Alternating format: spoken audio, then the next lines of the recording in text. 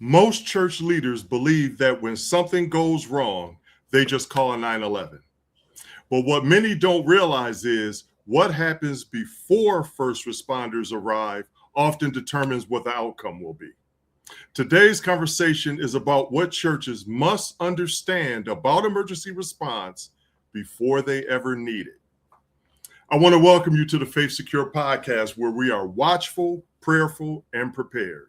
I'm your host, Dr. Michael Brown. Today's conversation is going to focus on something every church will face at some point, an emergency situation where seconds matter. I'm delighted that our guest today is Ms. Danielle Rhodes, a public safety executive with over 25 years experience in 9/11 operations, emergency management, firefighting, and pre-hospital care. She serves as both 9/11 director and emergency management director and has led multi-agency responses to complex emergencies and disasters. Today, she's going to help us understand what happens when churches call for help and how leaders can better be prepared before the moment ever comes. I want to welcome to the podcast, Ms. Danielle Rhodes. How are you, ma'am? I'm great. Thank you so much for having me. I'm so excited about this. Is my first podcast, so go easy on no me. problem. Okay, we're going to have a good time. No problem. You ready to dive right in? I am. Let's do it. Okay. Our first segment, we're just going to take it to the basics. We're going to deal with what happens when the church calls 9/11.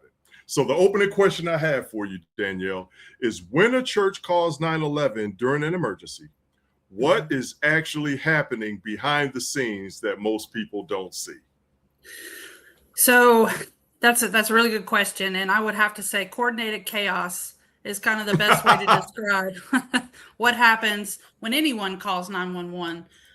You usually, you have people in a room that are coordinating with the caller, trying to get the information needed to give the information to the responders, while somebody else is usually dispatching those responders to the location. And as the call develops, as we're getting information, they're going to be updating those responders with information in the field. So big centers, little centers, my center that is a little center, we have 3 people on duty. I'm going to have one person on the phone taking the call, the other person's going to be dispatching the call, and then the third person is, kind of handling anything else going on in the room typically. Okay. Mm-hmm. So that's kind of how it works. Bigger centers have dedicated call takers and dedicated dispatchers, and, they'll have the callers take the calls, and then you'll have the dispatchers giving it out. My center does both. So there is a chance that the dispatcher you're talking to is also dispatching the call. So it just depends on, what other calls we have going on in the room. Okay. How big the particular emergency is can definitely impact that as well. So it's all kinds of things that go on for a 911 call. But typically your basics is resource coordination is going on behind the scenes. Your dispatcher is going to ask you a lot of questions, and it does annoy people because they're just get somebody here. It doesn't delay response. That's probably one of the common misconceptions, is that the more questions we ask, we aren't relaying, we haven't dispatched anybody yet. And that's not typical. Typically your dispatcher's asking you questions while they are communicating with the responders in the field. So we have, our standard says we want to dispatch units within 1 minute of receiving the call. So within a minute, you should have people dispatched on the way to you. Okay. All right. That's very interesting information. So you mentioned about the dispatchers asking questions. So what information is most critical for the dispatchers to get immediately? The most critical information is going to be the address all day long. Even if we don't know what exactly is going on, if we have the address, we can send somebody to you and they can help us figure out what's going on.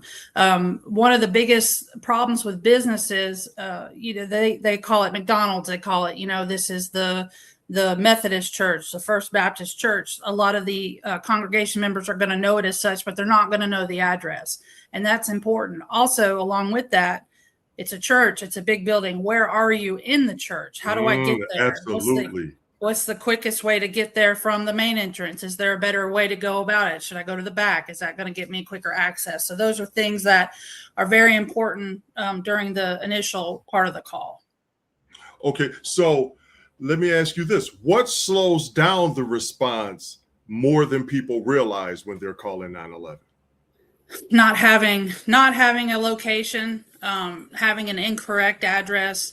A lot of times, if it's something where we need access to the building, let's say an alarm is going off, if we don't have key holder information, those things can stop or slow down response. And those are big things. So really the address is probably one of the biggest things. It's just knowing what the address is really half the battle.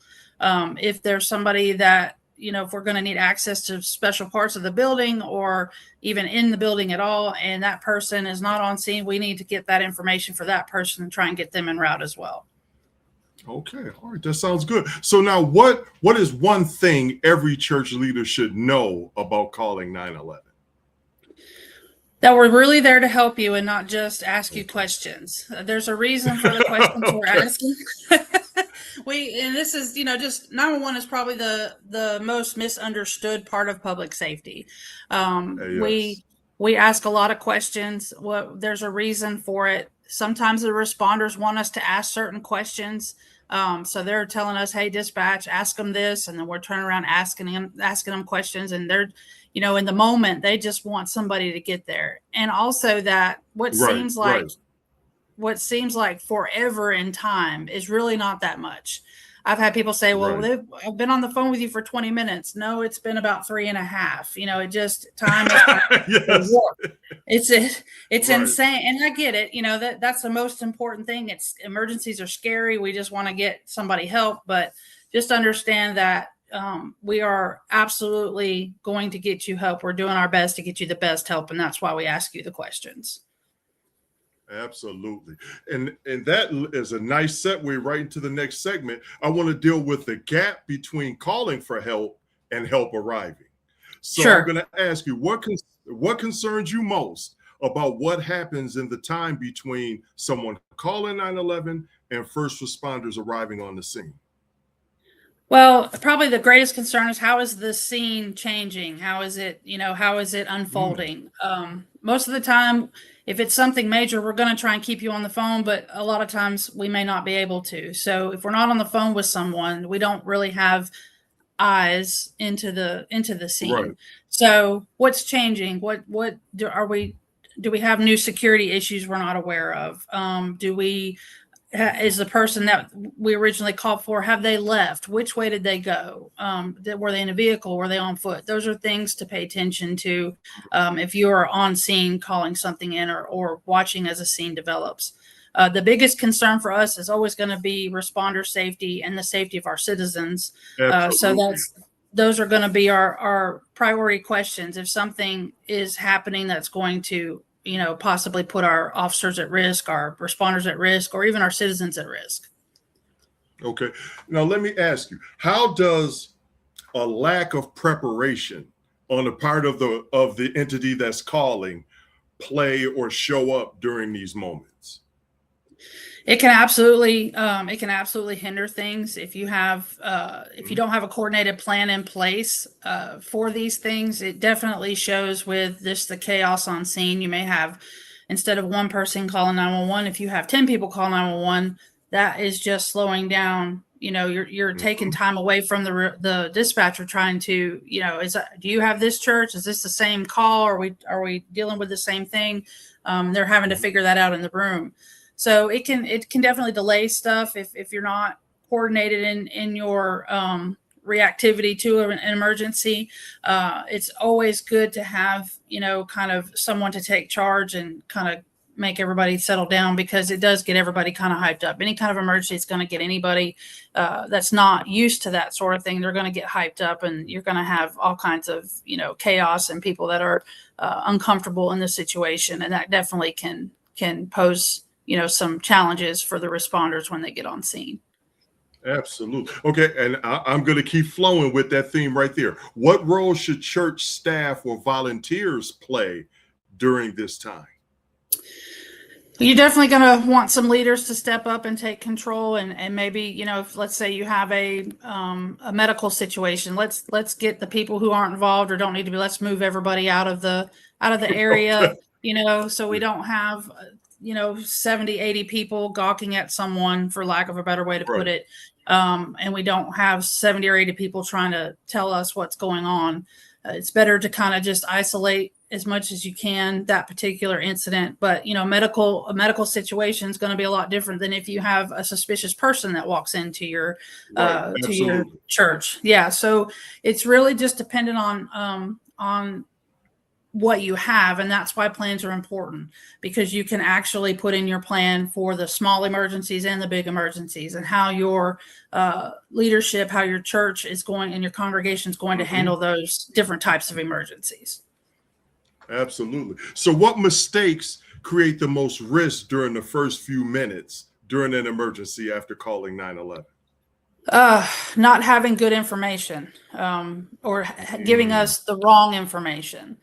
Make sure that when you Okay. call, it's always better to have somebody who's right there with the situation calling. We don't want somebody who's, in 2 doors down in maybe the baby room or the Sunday school class that's Right. downstairs. Right. We don't want them to call. We want somebody who's right there and can give us up-to-date information as it's happening. When you have something like a chest pain call, that can deteriorate very quickly from chest pain into cardiac arrest. And once it deteriorates into cardiac arrest, we're going to be, in some centers will give you medical directions on CPR and things to do for that patient. Right. So it's always good to have somebody there that's right with the patient and can give us the up-to-date information as it's happening. Okay. So now I'm going to tap into your expert opinion here. If a church has no formal plan, which is very, very common. It is. In your expert opinion, what is the first thing they should put in place? The first thing they need to put in place is roles and responsibilities. Yes. You need to sit down with everybody that when you're looking at creating a plan, you want to sit down with everybody that's involved and get their roles and responsibilities. Now, it doesn't mean that we want, Pastor John, he's going to be the one that calls 911 every time. Well, maybe Pastor John's sick one Sunday and he's not going to be there. So maybe we change it to titles and not people. So the pastor, whoever the pastor is going to be the one. So identify what you want, this person to do and that person to do in these situations, so that when it happens, people already know their roles. You shouldn't have people coming up and saying, okay, what do I need to do during the emergency? That's not the time to be trying to figure it out. You need to plan for it ahead of time. So I would say start with your roles and responsibilities and how you need people to respond inside the church, as well as, as we're calling responders to come handle the situation. Oh, that's perfect. Yeah, I'm telling you, you're doing all the segues for me, Danielle. I appreciate it, because now we're going to deal with emergency planning for churches. Okay. Yes. And what I want to ask you is, of course, you've worked extensively in emergency management. So I'm going to ask you, what does a prepared organization look like compared to an unprepared one? And give me the synopsized version, because I'm sure you could expound. But yes, but just tell me the difference. Well, I mean, it's important to realize that any emergency is going to cause chaos. And Absolutely. Whether you're prepared or unprepared, you're going to get through it. Time's going to go by one way or another. So ideally, we want, what I call coordinated or controlled chaos. Somebody who's a church or an organization that's prepared, that when they call you, they're going to have all the information. You can tell right away. They know the address. They're telling you exactly where the patient or the problem is. They're going to tell you, hey, you need to enter from this side of the building, not that side of the building, or downstairs. We're here. When you walk into the scene, you're going to have people that are designated to certain areas. And they're not wearing vests, or they're not necessarily titled or labeled, but you can tell that there's a presence there, and they're helping, maybe route people a different way. As if members are kind of wandering around or don't know what's going on, they're, hey, we need you to go here. Or it's almost like a designated security team making sure everybody's in their place. You can definitely tell when you walk into an organization if they have prepared and practiced these things. Yes. Unorganized is going to be, it's going to be people kind of not prepared, not having the all the information needed, and that's obvious. But I don't want to scare anybody. The responders will still be able to respond, and they will still be able to help in the situation. It's just you're talking about seconds, and while seconds don't seem much, they Yes. add up. But also seconds Yes. can be the difference between, a life or a death. Okay. And that is very well said. I'm just curious on this. What are some of the most common planning gaps that you see when it comes to churches or any organization for that matter, doing emergency plans? So I would say that one of the biggest gaps is everybody plans for the active shooters. Everybody plans for the big stuff. Somebody coming in, the kid, let's say, taking a hostage, or maybe kidnapping a child. Those are the big things. And yes, active Right. shooter is important. Those things are important, and unfortunately they're prominent in our society. But we need to still plan for the little stuff. You need to plan for the medical emergencies. You need to plan for, maybe a suspicious person walking up on your property, not necessarily coming in causing a problem, but just enough to maybe raise your eyebrow a little bit. You need to plan for those little emergencies along with the big emergencies, because you're more likely to have the little stuff than you are the big stuff. That's true. So it's good to have the little stuff. Yes, have the little stuff planned for and taken care of. Okay, so now, let's assume, they have a plan. Church got a plan, they're ready to go. How often should those plans be reviewed or exercised? I would say exercised and reviewed once a year at minimum. The good thing about exercises is you can exercise, the medical emergency this time, and then maybe the active shooter next time, and maybe the fire the next time after that. So with emergencies, you can create exercises, and you can have it as often as you want. But at a minimum, I would say review your plan, and practice that plan at least once a year. Okay, that makes sense. And I'm an advocate of that, coming from the corporate world and now dealing with houses of worship. Absolutely. Oh, yeah. So now we're going to bowl down your alley, Danielle. We're going to discuss coordination with public safety and community agencies. So I'm going to ask you, how should churches be thinking about their relationship with local public safety agencies before the emergency happens? It's really good to have those relationships in place. You don't want to be meeting your sheriff or your police chief or your fire chief during an emergency. And public safety, they love coming out. They love, meeting people and doing those sorts of things. So, start your relationships now. Call them up, say, hey, can you come do a tour of our building? We'd like you to kind of have a lay of the land. Give them copies of the blueprints if you have them. 911 centers can put those into their systems, and then that helps the dispatcher kind of direct the responders to certain places within the church. So, you don't want, like I said, you don't want that to be the first time you're meeting those people. So invite them, for coffee, or a lot of times you can maybe do a collaborative effort, coffee with a cop, or invite the fire chief to kind of walk and give you kind of maybe some tips of how to maybe adjust some things or fix some things inside the church. We have a program here in Georgia that we rely on our state partners. They will come in and do like an assessment of your building and kind of go over security aspects. Some states have that capability.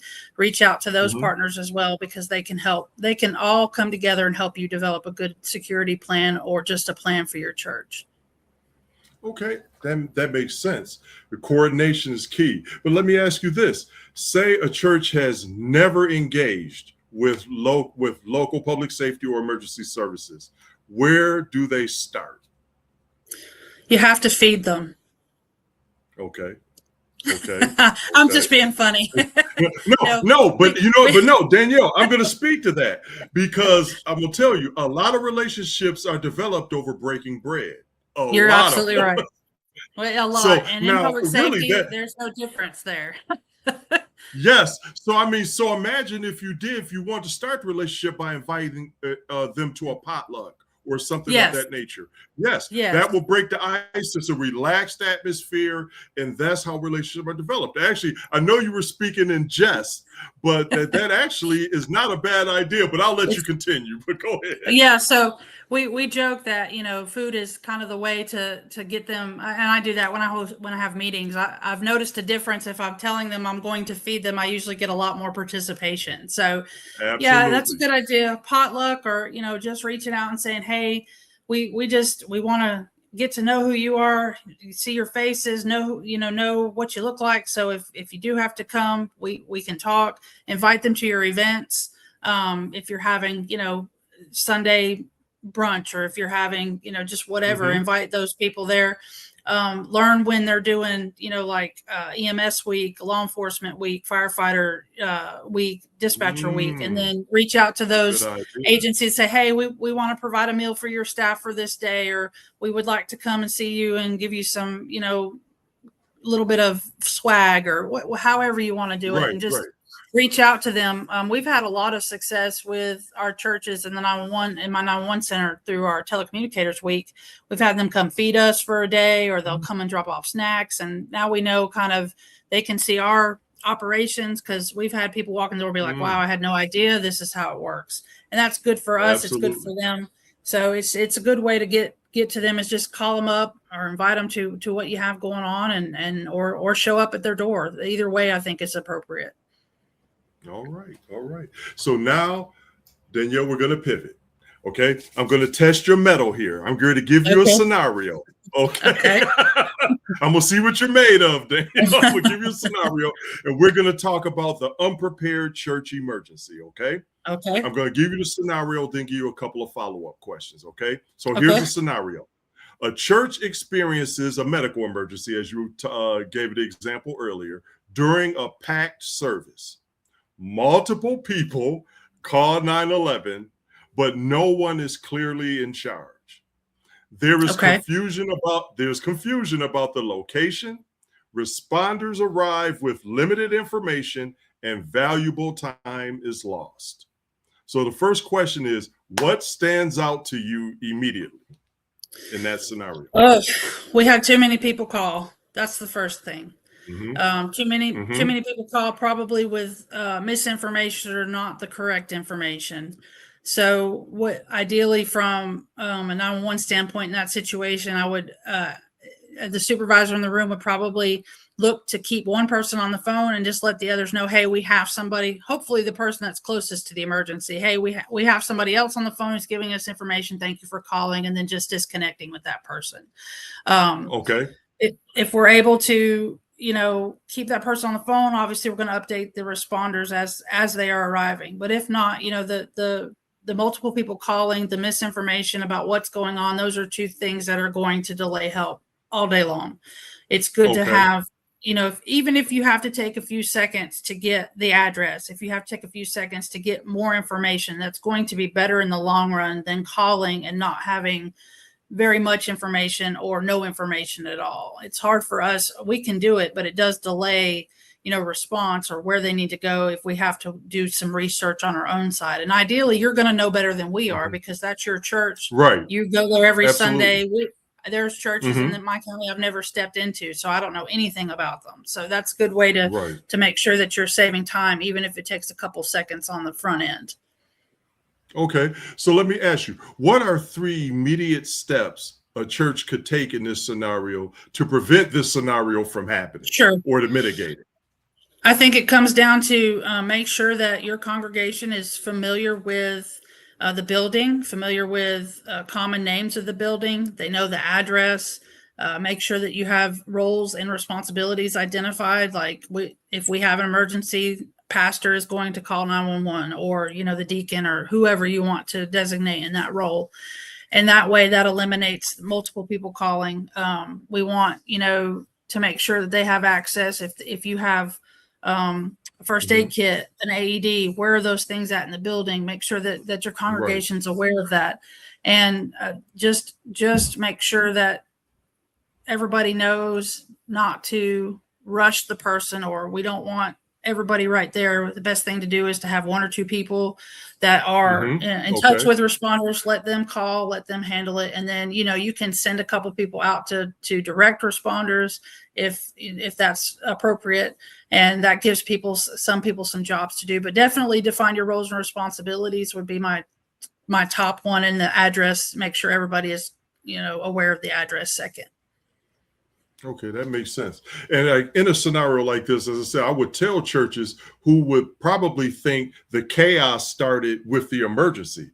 And I tell them, no, it started with the lack of preparation, not the Yes, emergency. that is correct. The Yes. emergency just shined the light on it. Yes. Okay, so now we're going to go to the closing segment. Yeah. Yes. So we're going to go to the closing segment, Danielle. We're going to talk about going from just awareness to preparedness, okay, Sure. which is different. Okay, so I'm going to give you a quick reflection question and then ask you a couple of follow-up questions. So Sure. after everything we've discussed so far, what is the first step a church leader should take after listening to this conversation? You need to sit down and figure out what your priorities are. What are the priorities? Okay. Do we want to, obviously, as an emergency manager, I'm always going to say you need to have a plan. But is that your priority? Okay. Is your priority that you want to develop your relationship with your local public safety department heads or leaders? Is that the priority first, and then a plan? Do you want to reach out to your state partners and see if they can bring someone in to walk you through how to write a plan? So sit down and figure out what your priorities are, make a list, and then just start working on your list. It's not going to, Rome wasn't built in a day. You're not going to get this overnight, but it is something that you have to focus on and do some thought, put some good thought into is what you want to see. Mm-hmm. Let's say your priority is, I want to reach out to my public safety partners by the end of, 3 months. We want to start building that relationship, and then maybe put a timeline on, by the end of the year, I would like us to have our security plan in place or an emergency operations plan in place. So see what your priorities are and then start there and put timelines on them. Make sure that your goals are, what they call SMART goals, that you can attain them. Don't make it something that's unattainable, because then it won't happen. Okay. Very good. Very good. So now let me ask you, what encouragement would you give to church leaders who haven't started yet?